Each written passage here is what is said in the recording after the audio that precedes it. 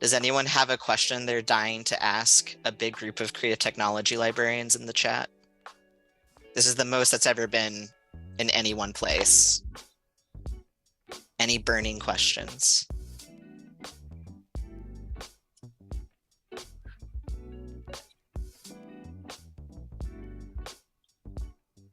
Does anyone have VR management software that they actually like?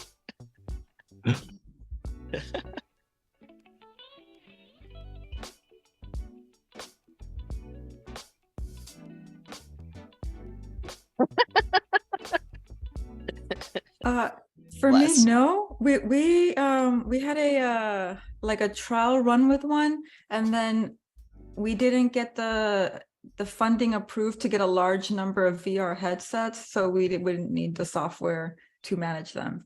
But the idea would be for the software that we were looking at is that we could update and upload all from the computer. We wouldn't have to like go into the headset and start downloading the apps. We could just do them all from the computer, and that would have been great. But so maybe next time, next fiscal year. Do you happen to, I had actually never heard of such a thing. So do you happen to remember what the name of that software was? I can look it up. Cool, thanks. I think we're using Arbor right now to manage our headsets, although we're thinking about switching to the very unhelpfully named Manage VR, I think, instead. It looks to be a little bit more capable, but I'm just looking for something because it's killing our staff time right now.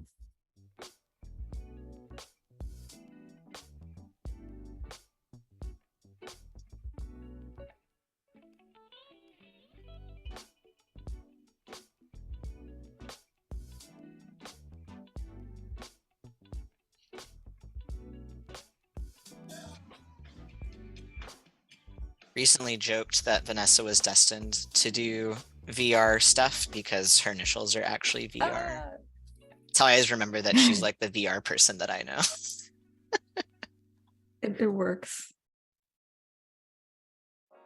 And your Magic Leap is your like collection of that is because one of the co-founders is an alum, right? Yeah, the founder of the company is an alum, College of Engineering, and then their base is in Plantation, which is the next county over. But Magic Leap has had some ups and downs, and he is no longer with the company. But we still have all the devices, so small blessings. Oh, I remember them. Yeah. Were some of the people at Magic Leap related to the University of Washington HIT Lab? The Human Interface Technologies Lab? That I don't know. So interesting. I know that like when COVID hit, like half of them were laid off, so who knows where they went. Well, I know we have at least one presentation about VR that's coming up. So if VR is a hot topic, I believe Joy is going to be talking tons about that. And by tons, I mean 15 minutes. Holy smokes, $3,200.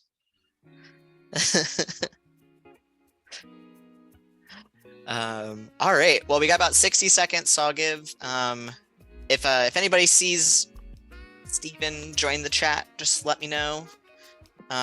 If not, I will put the slide up for half a second and then do like a Bueller 3 times and then continue on. But I think I can start fading out my energetic music. There we go.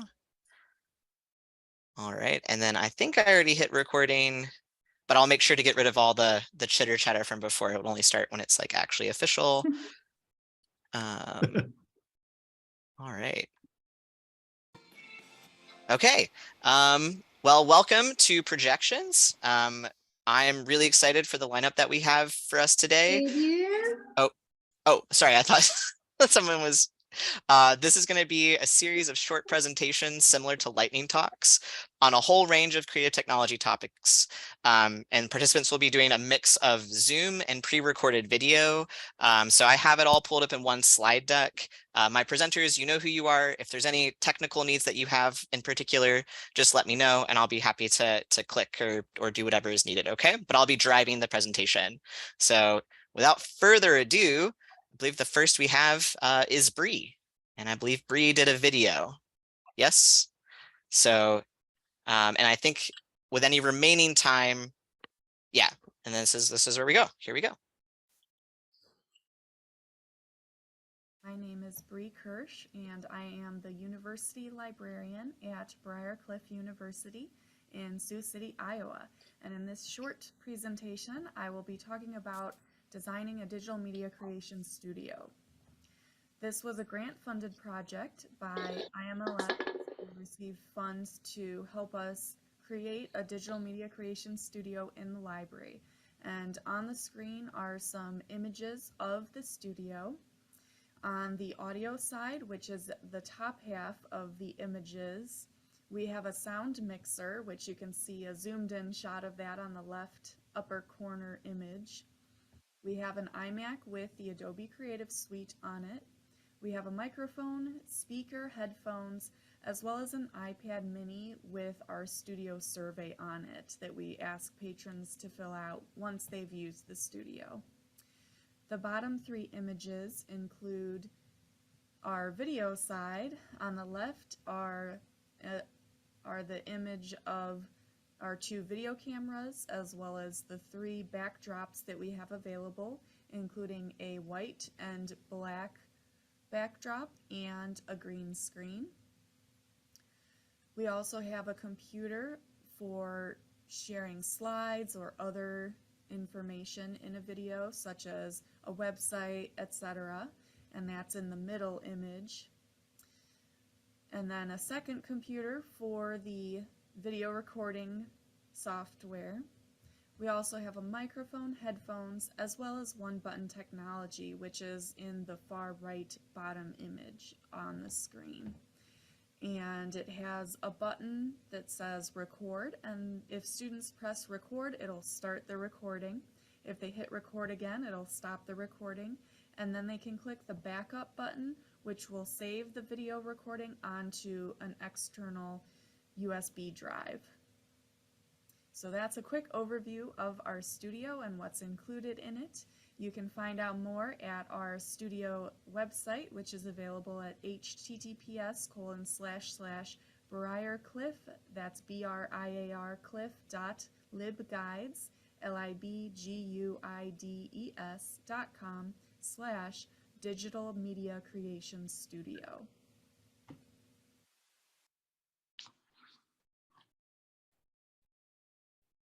I think there is time for one, maybe two questions, if anyone has any questions for Bree. And also feel free to throw them into the chat and the conversation can continue as the other presentations are going.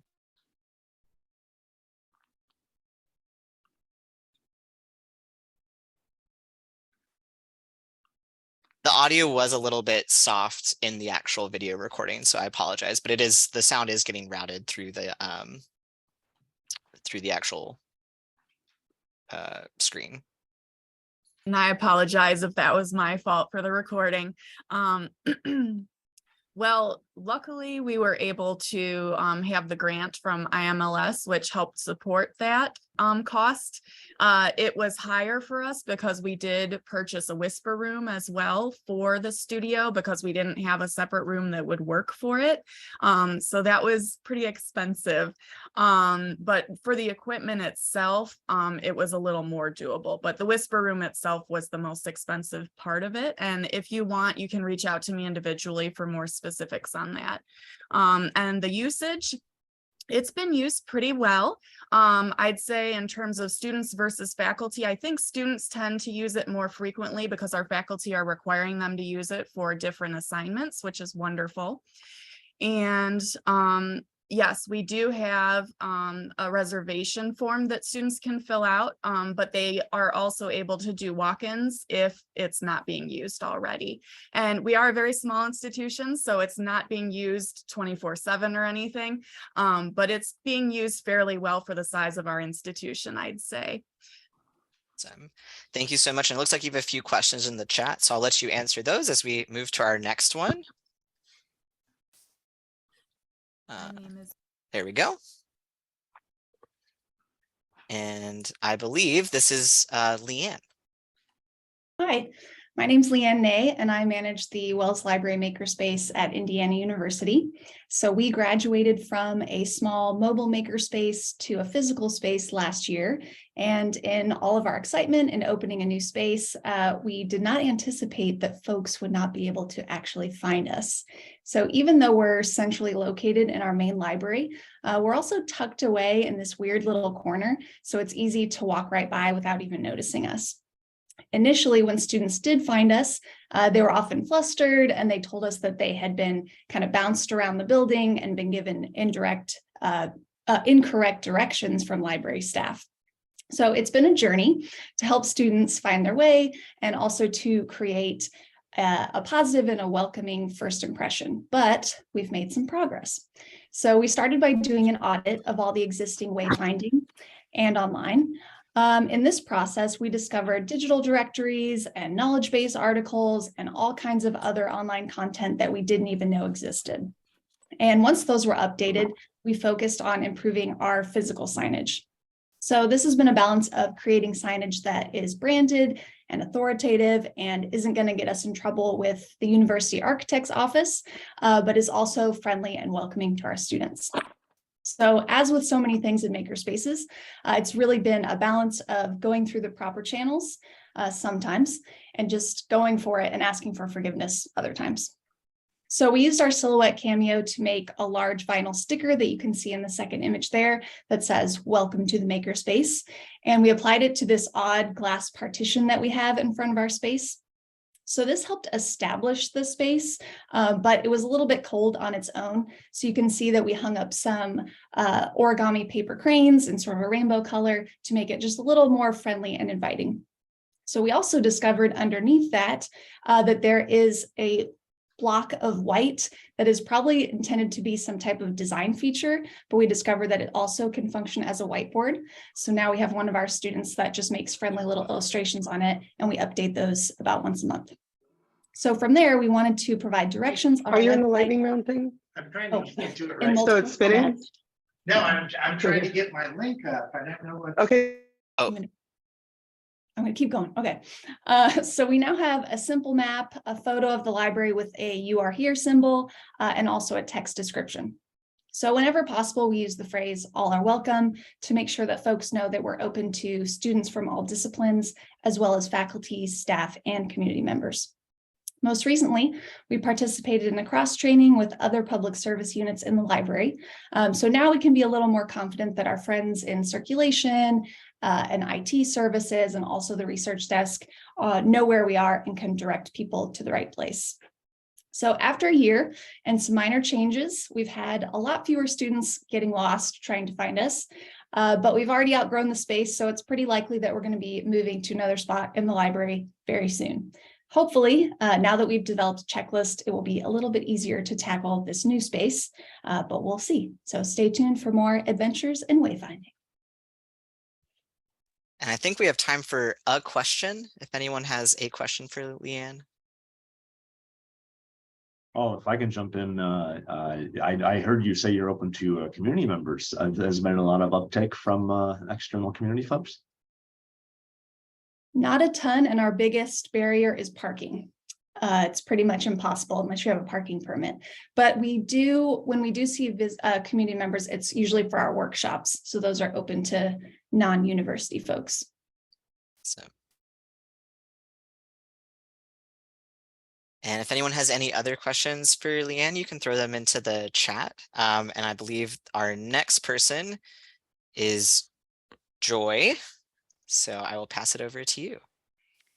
Thank you. Good afternoon, everyone. My name is Joy Dubose, and I am the Special Collections / Projects Cataloger at Mississippi State University. Now, you may expect me to talk to you about an ancient book in our archives, but I'm actually going to discuss virtual reality. Now, many people think that VR is a new technology, when in fact, the term was coined in the 1980s and has been in development since the 1960s. In fact, the first head-mounted display was created by the Philco Corporation in 1961.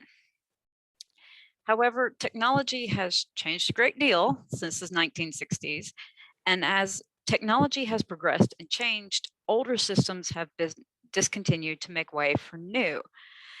It's the same for VR. However, this change can be a problem for libraries and library institutions that are looking to add virtual reality programs and systems to their institutions. Why spend so much money when it's going to be discontinued? By looking at older discontinued systems, we can see what some of the options can be. For phone-based VR, like our Google Cardboard, they quickly become unusable. As newer phones are released, the OS is not compatible with the now discontinued VR programs. To keep using the programs, users would have to stop updating their phones, which is not optimal either. For PC VR systems, such as the Oculus Rift, there are other options. In my upcoming paper to be published later this year, Discontinued Virtual Reality Systems, the Future Becoming the Past, I highlight on these discontinued systems and what the options are, if any, for users. In the paper, I focus on some of the more recent discontinued VR systems, including many phone-based systems, and of course, the Oculus Rift. After all, by seeing how companies continue to support past technology, we can predict how they may support future projects. If you're interested, please check out the paper in Public Services Quarterly, Volume 18, Number 4. Thank you. And we have time for a few questions if folks have any.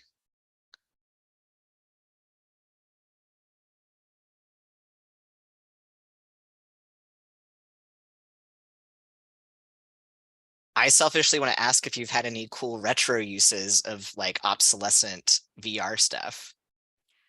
Well, the biggest problem is we have the Oculus Rift. And so if you buy programs that were meant for the Rift, they don't go over to the Vive or anything like that. So it's like, how do you stop yourself from wasting hundreds of dollars buying Oculus programs that were for the Rift and still use them? And there is a way to use them on other systems such as the Quest.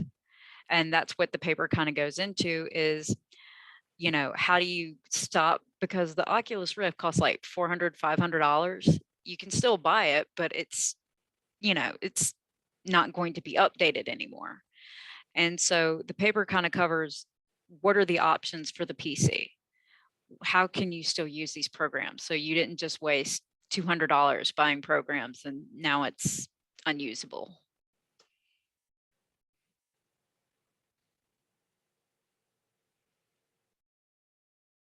We've got time for another question.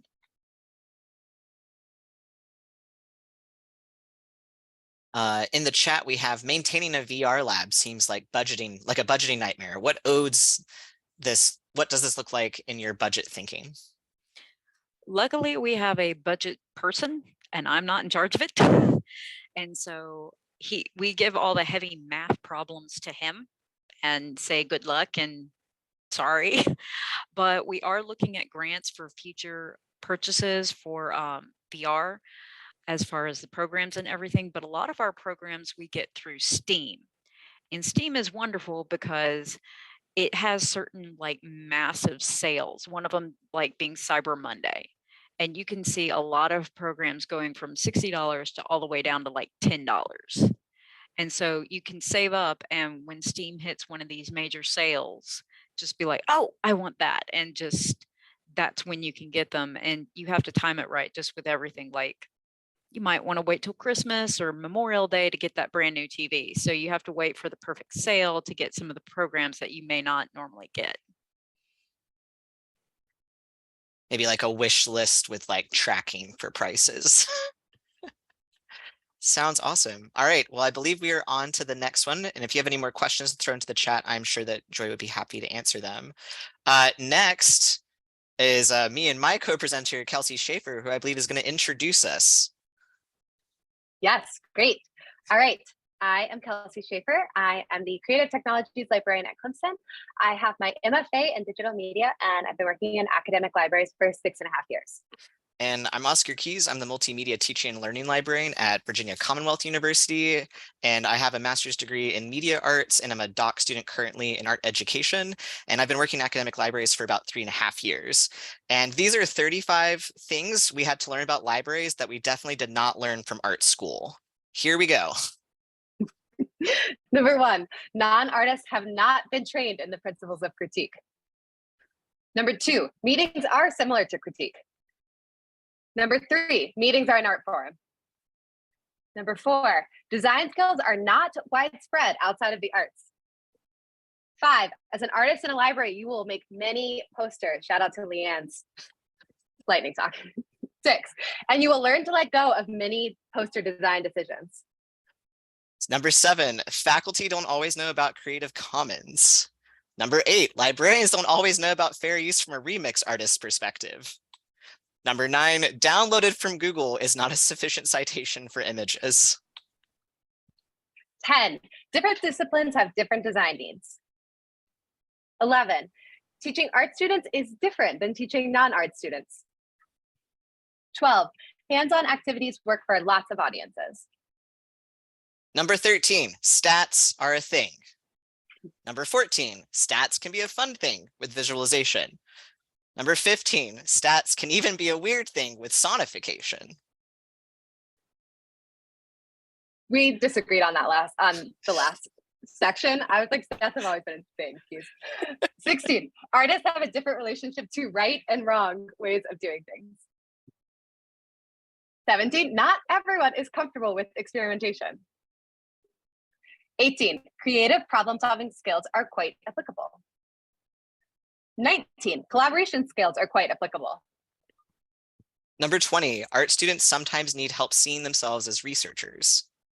Non-art students sometimes need help valuing the arts. Artists approach research as a process differently. Artists' relationships to expertise is different from other disciplines. Creativity looks different for different people. Innovation also looks different for different people. And libraries can be great sites for interdisciplinary scholarship. 27, we might not share the same vocabulary, but we often share the same goals. 28, documentation is not just photos of artwork. 29, documentation can take many forms. Number 30, lots of people do not see themselves as creators. 31, lots of people are creative in ways they don't realize. Number 32, lots of people are scared to make things. 33, lots of people want to make things. 34, and artists know a lot about learning to make things over and over and over again. And finally, 35, the library gives us a place to share that artistic process with the campus community. I will also give a shout out to a forthcoming book chapter that Keys and I co-wrote, which is about artists in the library and how there are artists who work as librarians and faculty members and students, and that we have maybe different training, but that there's a lot of overlaps. And this is a kind of silly, fun approach to the chapter, which was a little more serious. So we have time for a question, and then also you can throw them into the chat.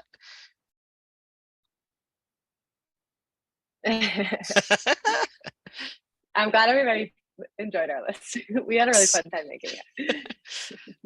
It was definitely inspired by the fact that we recognize a lot of the skills that we bring as digital artists are not ones you would encounter in library school. And so helping bridge the gap where we can is of big interest in Kelsey and I's scholarship and research interests.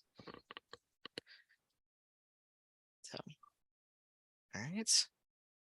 Eric, who has supervised both of us, Both does of us. not artist supervising artists. It's a wonderful and fascinating thing. Thank you, Eric, for your everlasting patience for us. It is All a right, I think- joy. That's right. Hire artists. We love We health paid you to say insurance.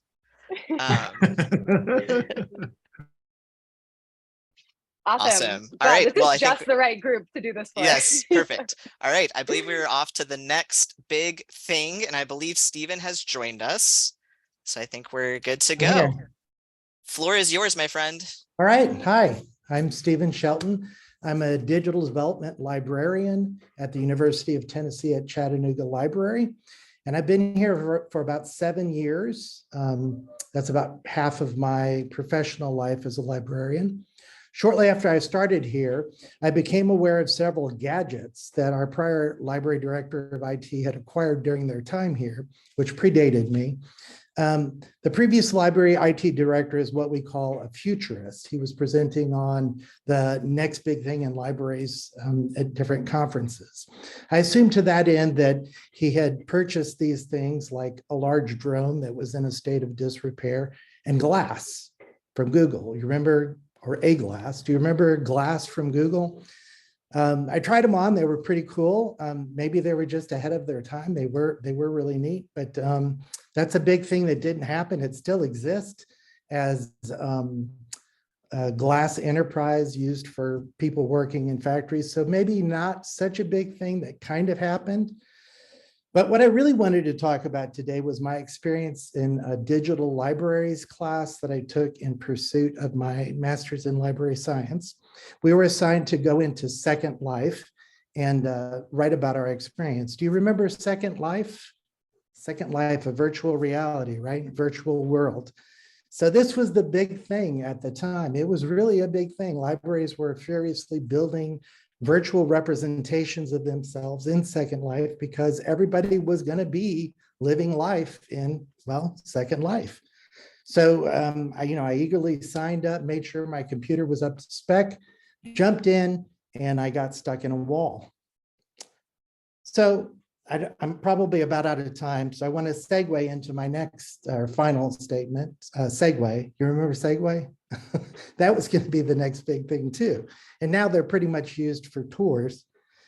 But now we're at a state where, in kind of in the same vein, Zuckerberg is telling us that the virtual world that his company is building really, really is the next big thing. And who knows, maybe in a decade, I'll be presenting in the metaverse about how wrong I was.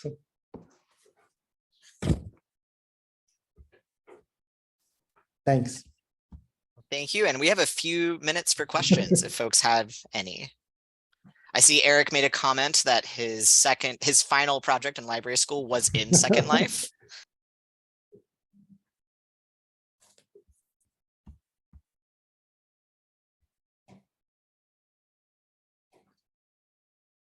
All right.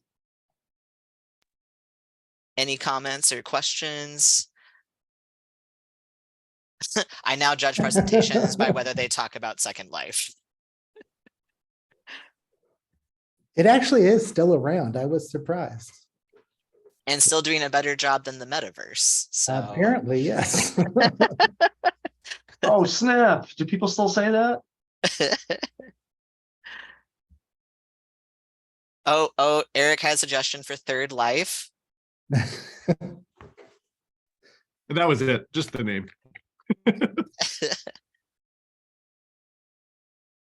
Yeah, I mean, from my understanding, there's still like full communities hanging out in Second Life.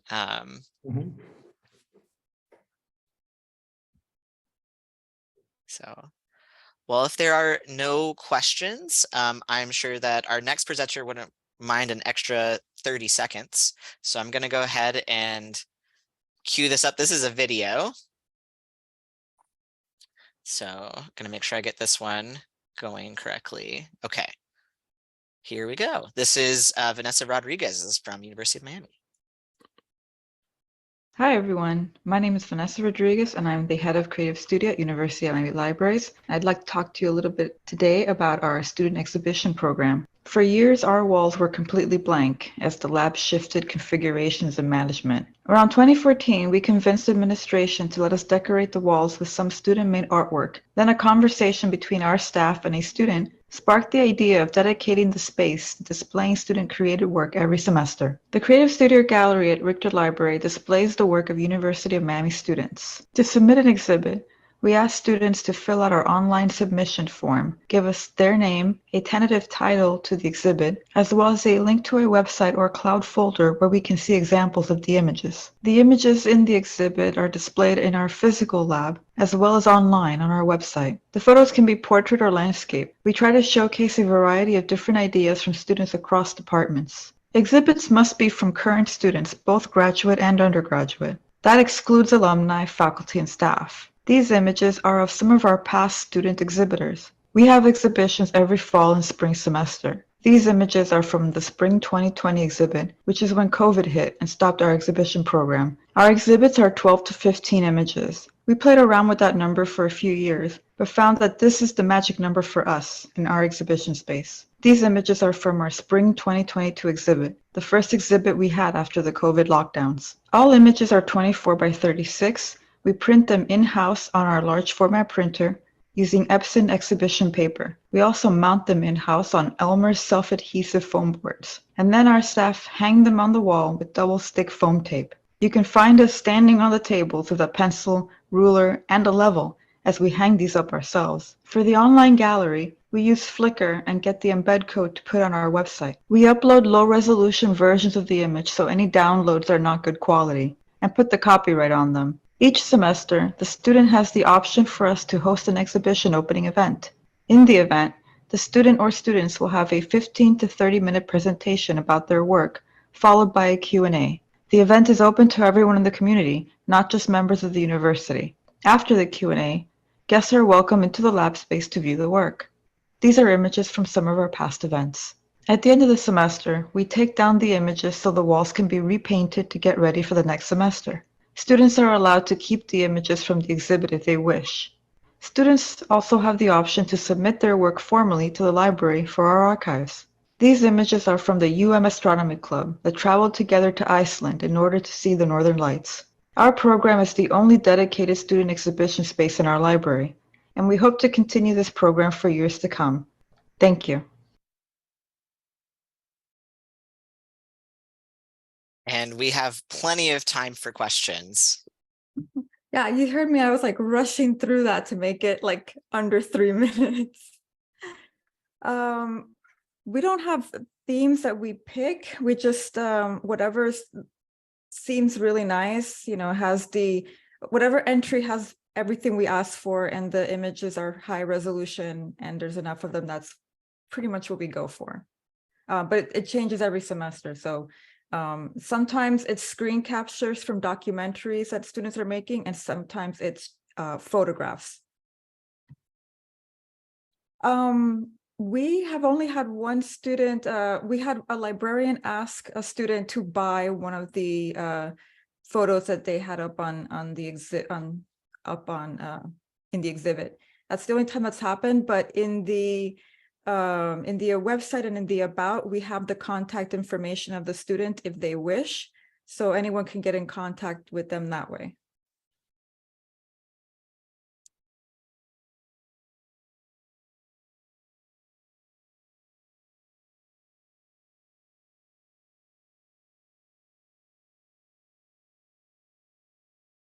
Any other questions for Vanessa? I got a whole smashing 2 minutes. Thank you. I'd have to call a lot of people for permission to do a photo book. Actually we have images in the music library as well. We were going to try to do the same thing at the music library, but then COVID hit and kind of derailed us. But currently the images that are in our lab in the music library are from a previous exhibit. I contacted the student. I was like, hey, it was concept photography. Do you mind if we use your images again? And she was like, yes, please. I bet it would be so easy to get photo releases from students for this if you just did a DocuSign. I would buy the photo book. Like, I just think it's just really great student work as well. So It's good. It would be great advice to build that in moving forward, to always have them sign a release. You can use it for publicity or further stuff in the future. Right. Yeah. Our release is basically just we can put it on the wall, we can put it on the website, and then the archiving, it's their choice if they want us to keep the photos in our archives or not. so cool. All right. Yes, Flickr. Sorry, I'm sorry. One last thing. We don't have a form to do a photo gallery on our website. Like, that option is not turned on. So we just use Flickr because that's how long we've been doing it. That Flickr was still the thing. And then we embed it into the website. Well, thank you so much, Vanessa. I think we are on to our next person. Hi, everyone. Who is Emily. So I'm gonna pass it over to you. Hi, everyone. My name is Emily Thompson. I'm the director of the studio at University of Tennessee Chattanooga Library.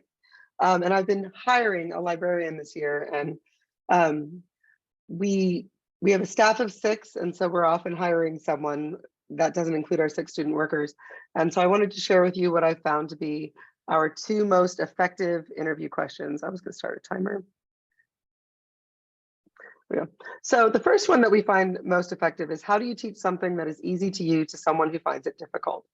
This is a lot of what we do at the library, because we've got a service desk where we answer reference questions, and we need to make sure that we're hiring people who can talk to anyone, because we would like to create the most welcoming atmosphere we can. One of my biggest fears with the studio is that it would start to get a little bit cliquey, where we'd get those people that it would become the place where all of the film nerds hung out and like threw quotes at each other, and then someone who would wander in who didn't like movies would feel uncomfortable. And so making sure that we teach people who understand how to break down something they know really well into something really easy is important. It's kind of that theory of like experts versus novices from I think Branson wrote the How People Learn book that's available from the government. We want people who may be experts, but they can talk to novices, or people that are novices that we can make into experts who will remember what it's like to be a novice. The other question we like to ask is, what is the one thing we have that you're excited about learning? Our most successful people have been the ones that are really into one thing, but want to learn something else. We want to hire the audio producer who wants to learn how to do videos, or the video producer who wants to learn how to do 3D modeling, or the 3D modeler who really wants to learn graphic design and Illustrator, because those are the people that are the most likely to break out into the generalists that we need. It's all well and good to focus on one thing, but being able to also learn how to do a lot of other things means that you're going to be more effective at our desk and teaching classes and teaching workshops. And if you're excited about it, then you might actually learn it. And so that's what we're going for with these 2 particular questions. And that is my cat, and she doesn't answer any questions for the most part. So thank you very much.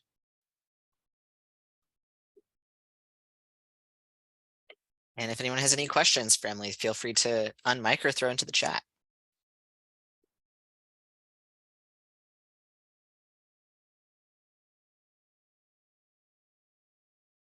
I really appreciated your framing of like trying to find someone who you can predict will be a generalist. Yeah, those are our most successful people, because the way that we're the library, right? So we do a little bit of everything, and we want to make sure that everybody feels welcome. But the people who get too nerdy about one thing can get frustrated when they have to focus on something else. I'm honestly going to tell you that the first question, we kind of get the same answer all of the time, which is, well, I break it down and I'll try to explain it to them. And if that doesn't seem to be working, I'll see if I can find another way to do it. Maybe they're more visual, maybe they're more auditory, maybe we'll look for YouTube videos together. It always ends up being a fairly similar answer of, I would break it down and listen to where they are.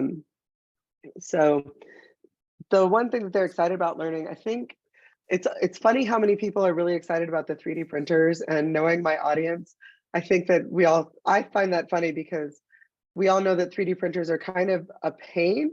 And so people start off really excited about the 3D printers, and then like 6 months later, they're like, oh my God, is that broken again? And we're like, yes, and you get to fix it. But we have had people that are just like, they'll go down these rabbit holes that they never thought that they would. And those are the ones that get the most excited.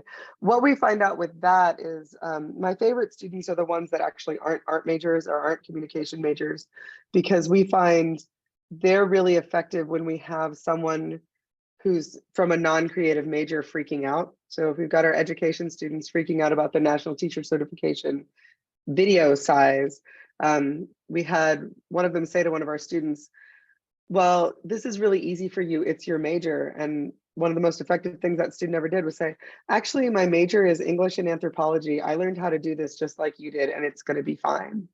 And so that's what we get out of the students, and that's what we get out of the people who are interested in learning something else, is they just explain that I learned it too. So that's why I think you can do it. Well, thank you so much. And if folks have more questions for Emily, you can throw them into the chat. And I believe we are on Alexis Dale. So, and I think this is a video. So I'm going to get this pulled up and then we'll play that. Hi, my name is Alexis Dale, and I'm the Creative Technology Specialist at Clemson University's Cooper Library. I work in the Adobe Studio and Makerspace under Cooper's Creative Technologies Librarian and Studio Director, Kelsey Schaefer. This training method is not new, but is more structured than was previously in place, which is more of a self-guided model, which led to projects being dropped. This training was a collaborative project between Kelsey and I. I wanted to provide tools and resources for the student assistants to be more connected to the rest of the library. Here you can see some examples of resources and tools that were added to the Canvas course. For instance, here's some information about what services are offered in our library to help students know where to send patrons for adequate help. And here's another module that shows what the other library branches at our school have to offer. Kelsey developed the software trainings over this past summer. The student assistants are given prompts for projects to create using the Adobe Suite. I helped test the prompts over the summer to see if having a prompt to go off of helped better my understanding of the programs. During our weekly meetings, Kelsey gives a short intro to the program that we will focus on for the week, and then the students spend the next week working on them. As a group, we view the projects and talk about problems that the students encountered when creating them and give tips on how to improve these projects in the future. Here's an example of a prompt given to create a video and edit it using Premiere Pro. And here's an example of a student video that we received.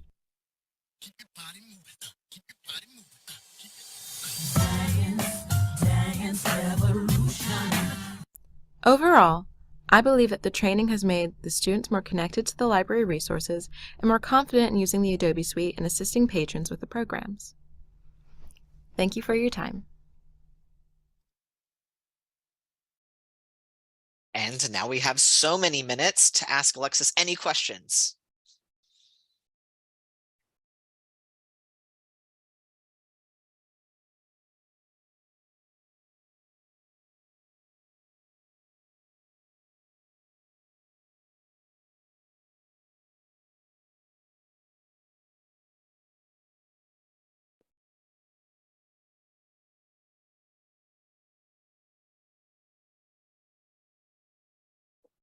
The course lasts throughout the entire fall semester.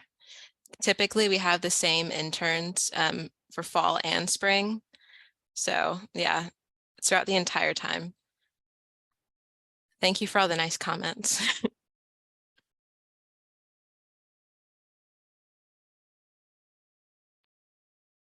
Alexis, what do you think has been the best intern project? Definitely Premiere Pro. That was my favorite one. What were some other examples of projects that they did for that one? That they did for Premiere or other software. Jalen did the alien dance video. There's a lot of dancing for that project for some reason. I also think doing the name tags in Illustrator was a good one too.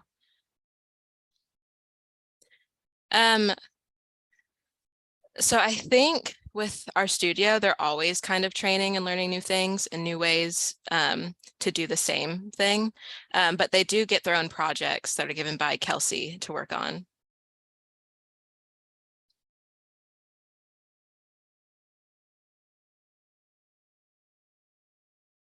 And we've got time for maybe one more question for Alexis.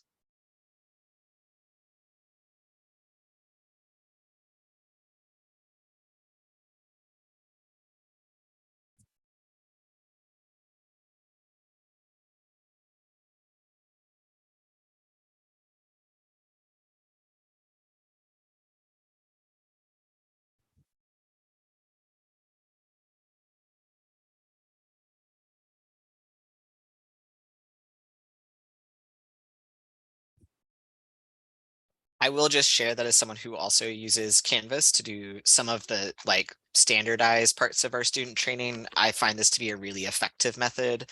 And so I hope if folks have more questions about doing that in your own space, that you'll reach out to Alexis, because this is even better organized than the hodgepodge I put together. So thank you so much. Thank you.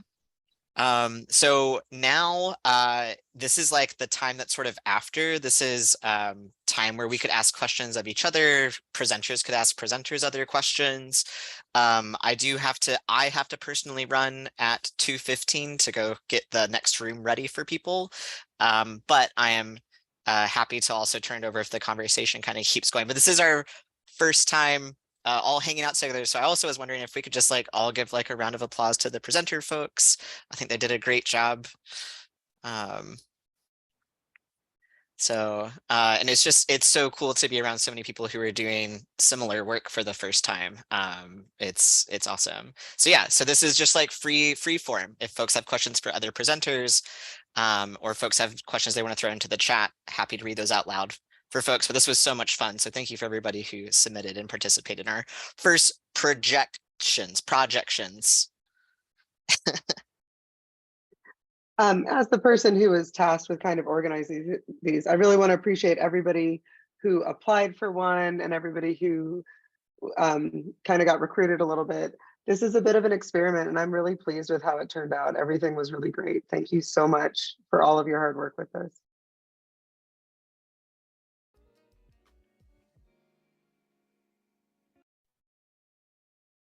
Keys, do you want to tell us about where the name projection came from?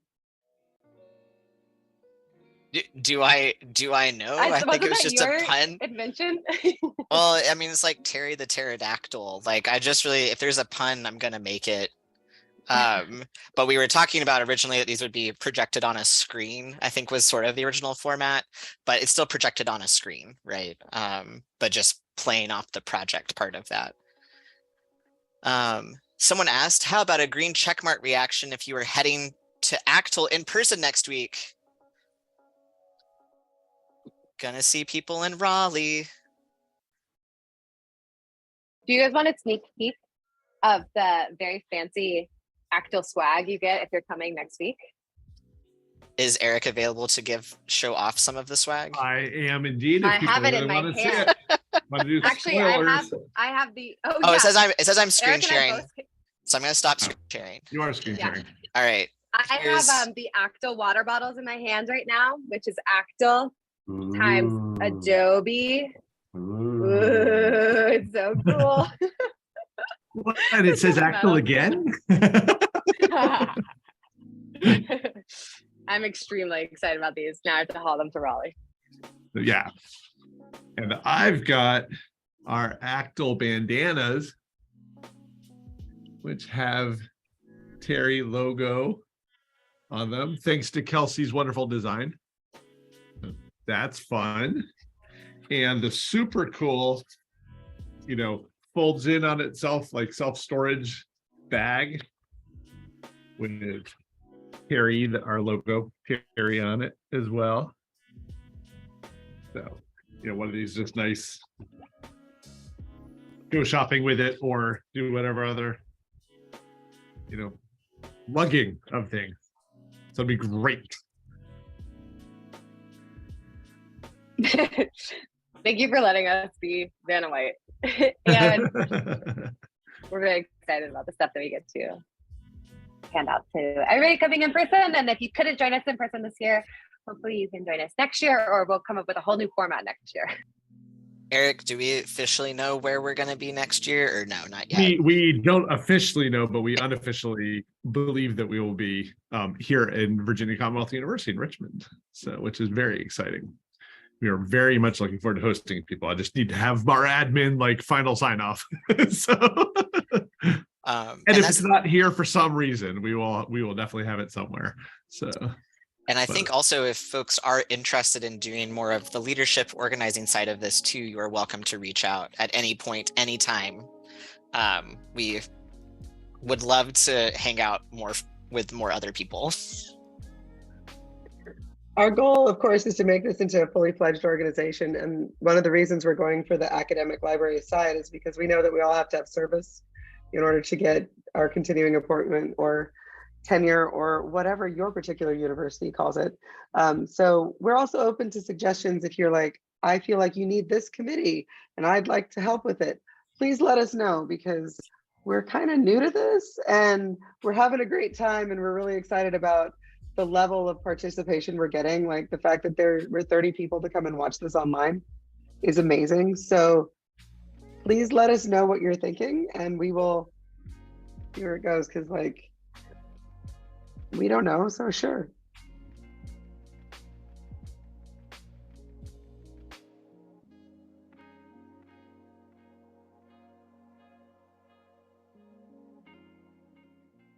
That's exactly as Kelsey just said. That's how we more or less started during the pandemic, was a group of us who were all found out we needed, like, oh, it was great to talk to other people running spaces like this, because we, remember back in the early days when we were concerned about things like, people breathing on microphones and sharing them, and how do you do all, and of course, obviously we should all still be concerned with that, but that was sort of the origin, was this notion that like, oh, what are you doing? This is what we understand.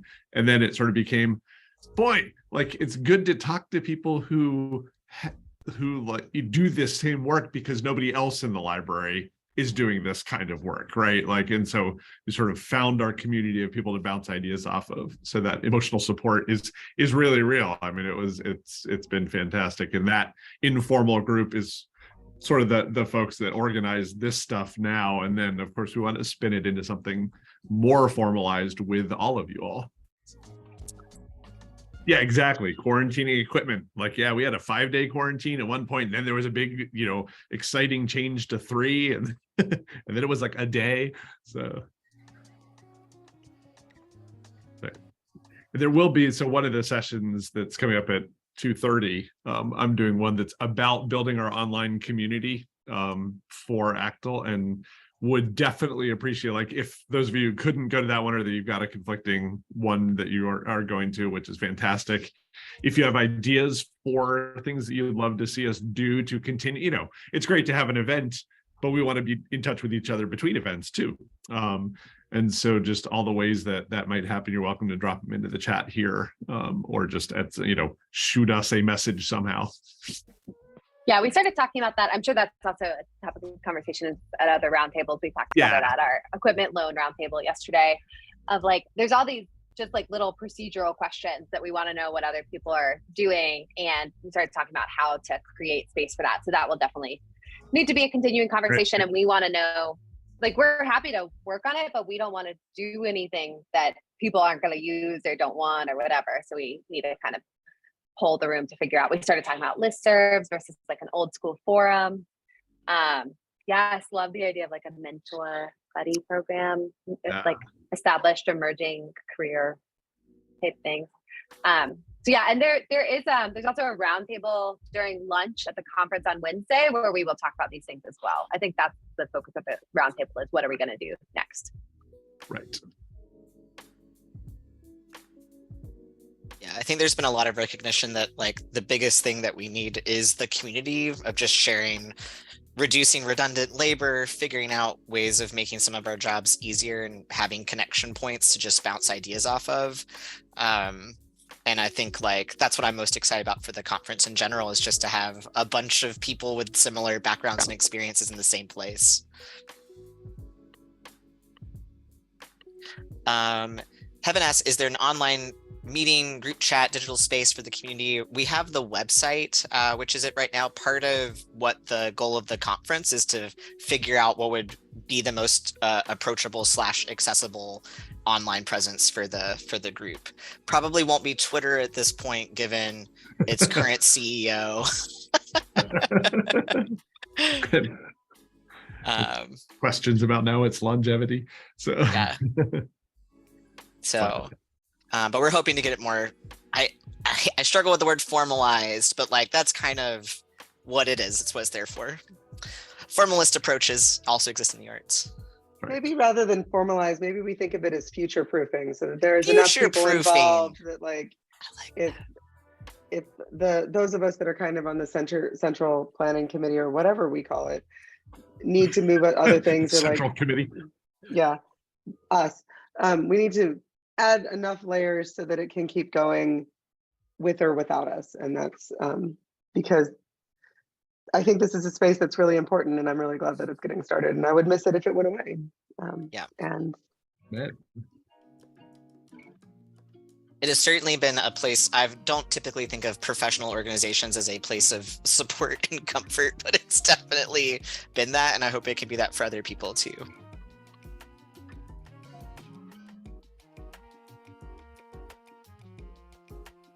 Well, if there are no other questions or comments, I'm happy to wrap us a few minutes early so that we can dip out, but also happy to assign a host if folks feel particularly moved to continue a conversation onwards.